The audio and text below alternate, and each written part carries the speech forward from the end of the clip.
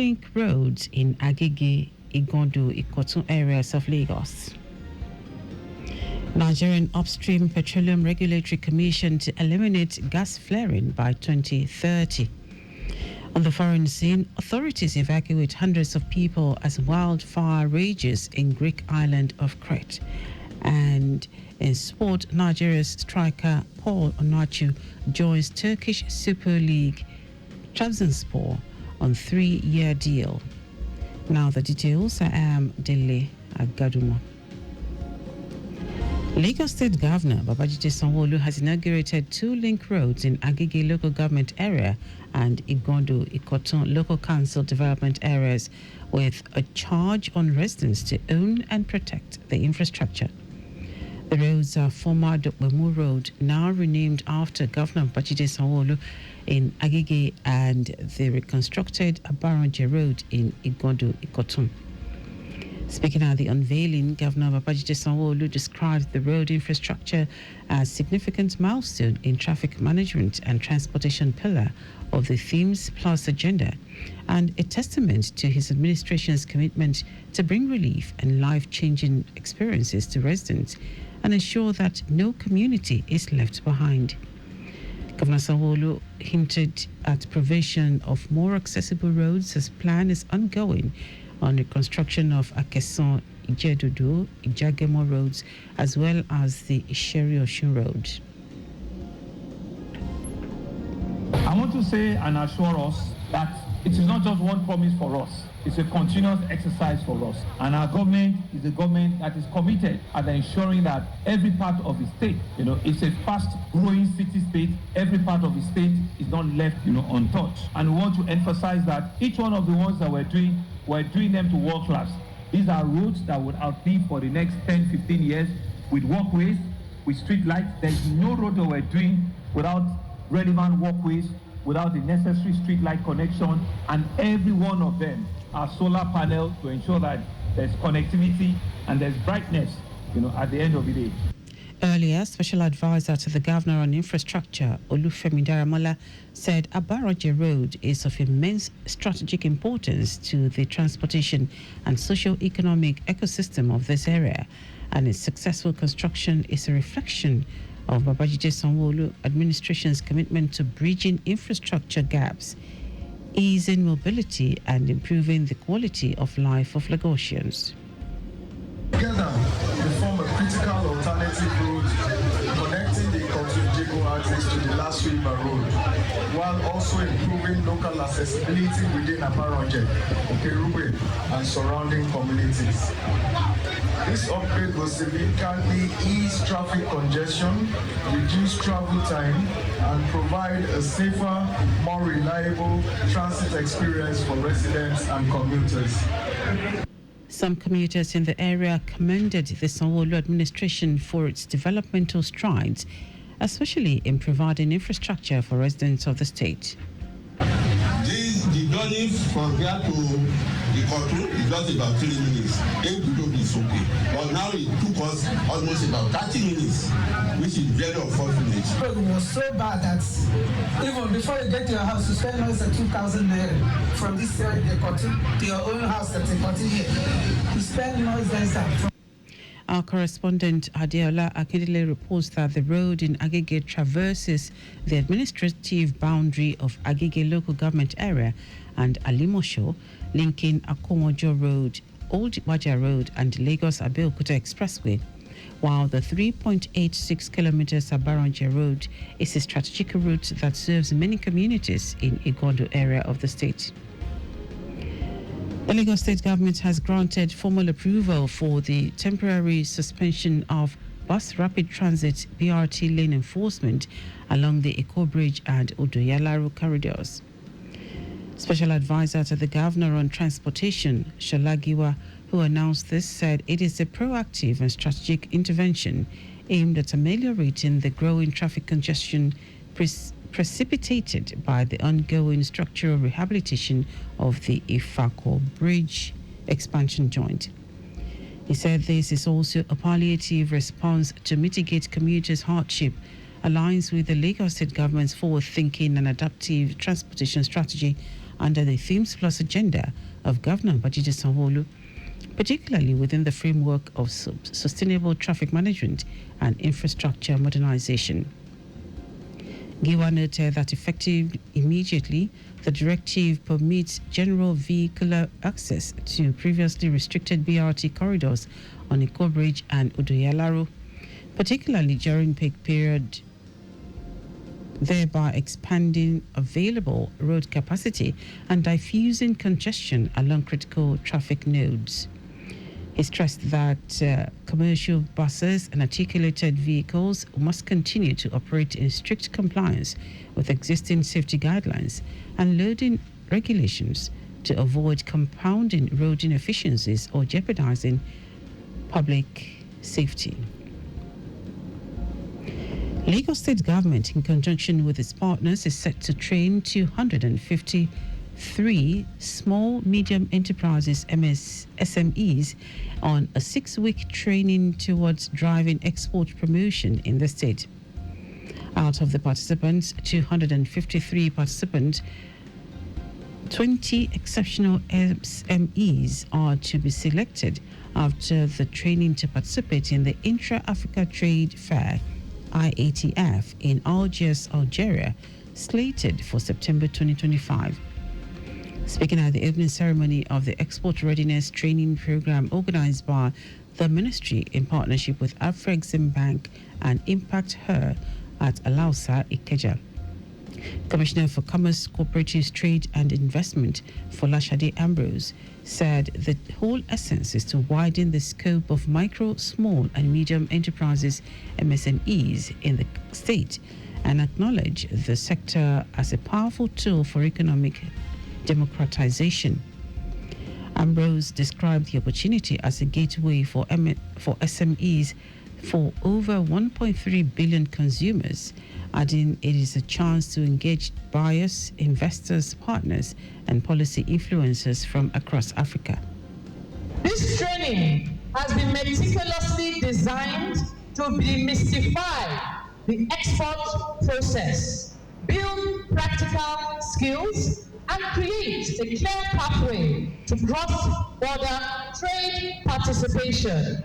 This is a pathway to economic prosperity. When we finish, we're going to select 20 of you to accompany us to Algiers in September for the Intra-Africa Trade Fair.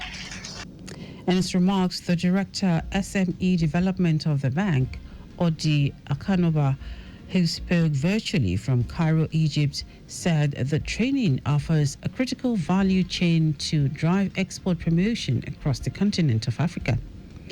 According to him, the bank earmarked $18.7 billion for SMEs on capacity training in 2024 for 27 countries, which included women and youths, and as well budgeted for over 3,000 SMEs across Africa and the Caribbean this year. We've done this for many SMEs. We've given them the training, capacity building, but we've taken it into market access as well. So it doesn't end here. It's really the point we're trying to make. This is just a starting point. This is the beginning of the journey. The best performers will get more out of this initiative. The selected trainees are expected to become Lagos Export Ambassadors. Fellows of the Lateef Jakonde Leadership Academy have unveiled an Empowerability Hub at Ikeja Senior High School, an inclusive school as part of efforts to provide a digitally equipped, accessible learning environment where students, regardless of physical ability, could thrive. Team lead of the capstone group of the fellows, Teniola Hassan, stated that her team created the hub to provide a digitally equipped, accessible learning environment where all students, regardless of physical ability, could thrive. Hassan said, aside the hub, it also organized a 2-day training for teachers focused on foundational strategies for inclusive education and a hands-on session centered on AI and practical tools for inclusive learning. This hub is about inclusivity. We want to bridge the gap between people that are specially able. I call them specially able because we know that it is not easy.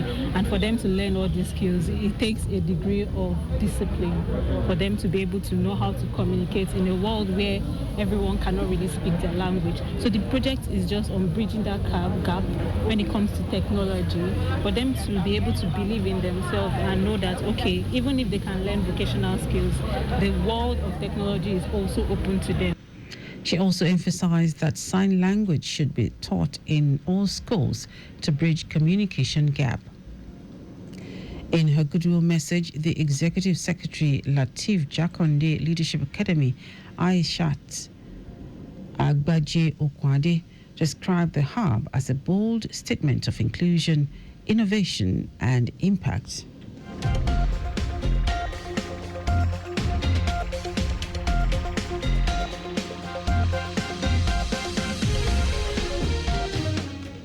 We are here to celebrate the launch of the capstone project of the Fellows of the Lateef Jakonde Group A. So at the Lateef Jakonde Leadership Academy, we ensure that as we're giving to the fellows and we're grooming them and we're, teaching them the tenets of leadership, they are also prepared to give back, because part of the abilities or the key abilities of leaders is that they are selfless and they have the ability to go back into their communities and improve their communities. And that was an important lesson or an important part of the academy that our fellows need to know. Agbaje Okwade said through their commitments, the Academy Fellows have created a vibrant, inclusive digital learning environment equipped with interactive boards and a suite of laptops designed to enhance teaching, personalized learning, and promote equal access for all students. Now to the rest of the stories. The Nigerian Upstream Petroleum Regulatory Commission says its gas-centric transition strategy aims to eliminate routine flaring by 2030 and reduce methane by 60% by 2031. The Commission's Chief Executive, Benga Komolafe, made this known at the ongoing 24th Nigeria Oil and Gas Energy Week Conference 2025. In his keynote address at a strategic session titled Positioning Nigeria's Upstream Oil and Gas for Energy Security, Sustainability and Economic Resilience, Komolafe said the strategy will monetize vast gas reserves, creating thousands of green jobs in the process. He revealed that the strategy was supported by initiatives such as the Decade of Gas, the Nigeria Gas Flare Commercialization Program, and the Presidential Compressed Natural Gas (CNG) initiative. Komolafe said the annual event would serve as a rallying point for stakeholders to track progress, share knowledge, and accelerate climate-aligned development. President Bola Tinubu has inaugurated the Northwest Digital Industrial Park in Kano State, which was vandalized during the End Bad Governance protest in 2024. President Tinubu was represented at the inauguration by the Minister of Communication, Innovation and Digital Economy, Bosun Tijani. The minister in his address expressed the need for the youth in the state and the country at large to use these opportunities to tap from the various opportunities across the globe. Tijani lamented over the vandalization of the Digital Industrial Park during the August 1 protests, after all that had been put in place awaiting the inauguration. He expressed the commitment of the federal government to the project, stating that it was put in place because there are many people to benefit from it in Kano alone, with 180,000 people, equivalent of 10% of the total applicants from all over Nigeria. Tijani urged the people, parents, guardians, and others to protect the digital industry center. Now to foreign news. Hundreds of people have been evacuated as a major wildfire continues to burn out of control on the Greek island of Crete. The fire, which had been fanned by gale force winds, broke out on Wednesday afternoon in rugged forested terrain near the municipality of Lera Petra. The flares have spread rapidly, threatening homes, terrorist accommodation, and critical infrastructure, including a fuel station. Authorities have also ordered the mass evacuation of hotels, rental rooms, and homes in the Ferma municipality as the flames approach the area. The operation is underway with the support of the fire service, police, and local volunteers. So far, approximately 1,500 people have been evacuated from surrounding settlements and tourist areas and mounted and moved to Lerpatra. Around 200 evacuees have been sheltered in the town's indoor sports arena. Now, Sport Nigeria striker Paul Onachu has officially joined Turkish Super League outfit Trabzonspor on a 3-year contract, and he gets set to begin his second adventure at the club. The 31-year-old, who scored 17 goals in 25 matches during a successful loan spell at the Mother Super League club 2 seasons ago, makes a full return, this time on a permanent basis following successful negotiations with parent club Southampton. Talks with the Saints has stalled in previous weeks due to what Trabzonspor described as shifting conditions and unrealistic expectations. He becomes the latest recruit for Trabzonspor for the forthcoming 2025-2026 Super League season, having already confirmed the signing of Joaquim Pina and are moving close to completing a deal for Jean-Charles Castelletto. The Super Eagles lanky forward touched down at Trabzon before finalizing all contractual details. Trabzonspor had introduced Onachu through the NFC on the club's jersey a few years ago. That is our news at 10. Just before we go, always carry out proper and adequate checks on your vehicle before setting out. You can follow us and like all our various social media platforms: X at Traffic Radio 961, Facebook Lagos Traffic Radio 96.1 FM, Instagram Lagos Traffic Radio 961. Subscribe and watch news and programs live on YouTube at Traffic Radio 961.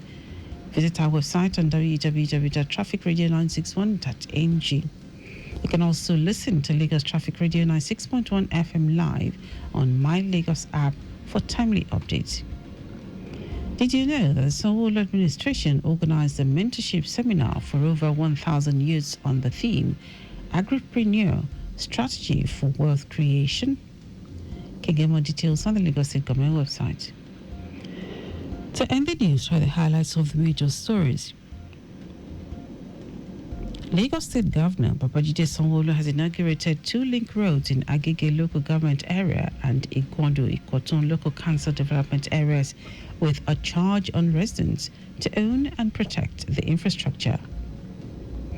The Nigerian Upstream Petroleum Regulatory Commission said its gas-centric transition strategy aims to eliminate routine flaring by 2030 and reduce methane by 60% by 2031. Also told you that hundreds of people have been evacuated as a major wildfire continues to burn out of control on the Greek island of Crete. And in sport, Nigeria striker Paul Onachu has officially joined Turkish Super League outfit Trabzonspor on a 3-year contract as he gets set to begin his second adventure at the club. For contact at the newsroom, send a message to info@trafficradio961.ng. That is the news broadcast compiled by Zainab Adebeshi. I'm Dele Agadumo. Good morning. Thank you for listening.